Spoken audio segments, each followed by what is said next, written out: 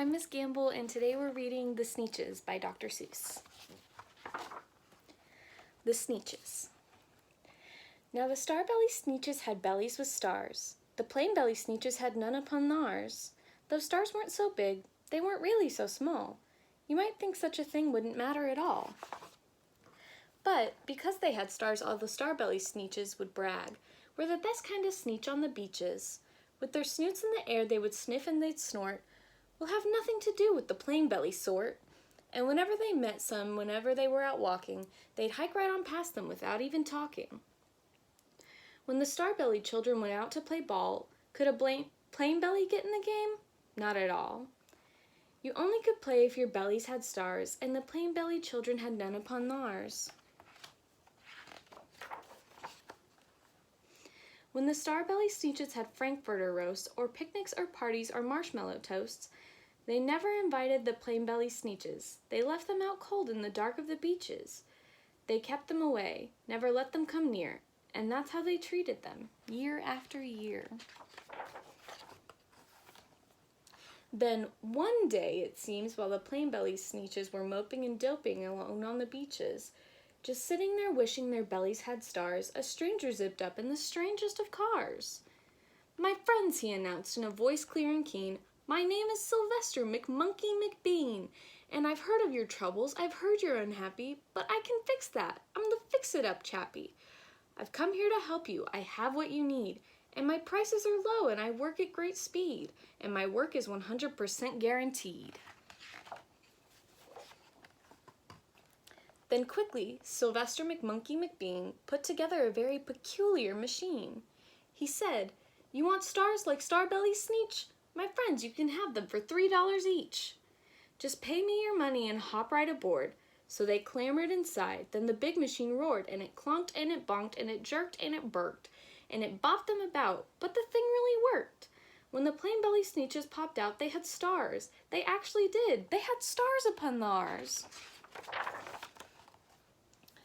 Then they yelled at the ones who had stars at the start, "We're exactly like you. You can't tell us apart. We're all just the same now, you snooty old smarties, and now we can go to your frankfurter parties."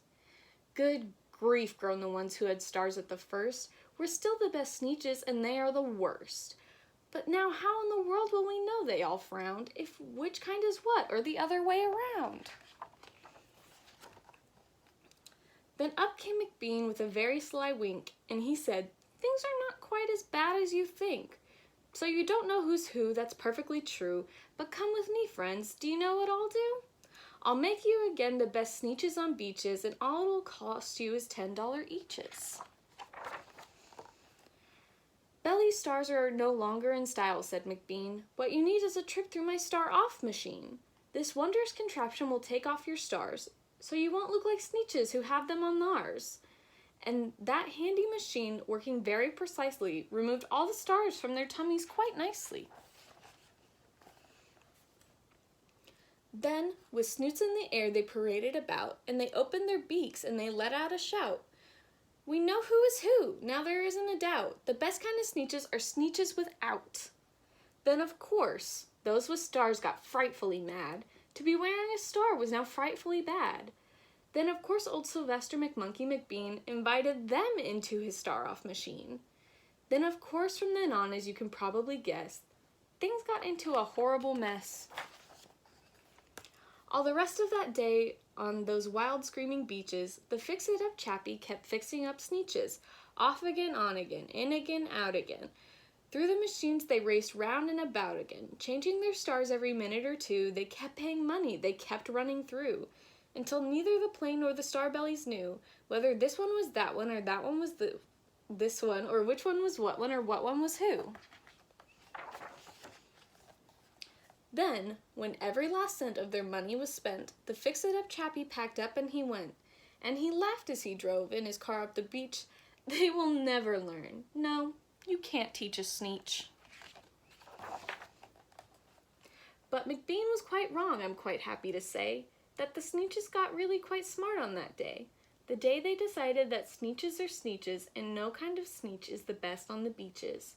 That day all the Sneetches forgot about stars, and whether they had one or not upon theirs.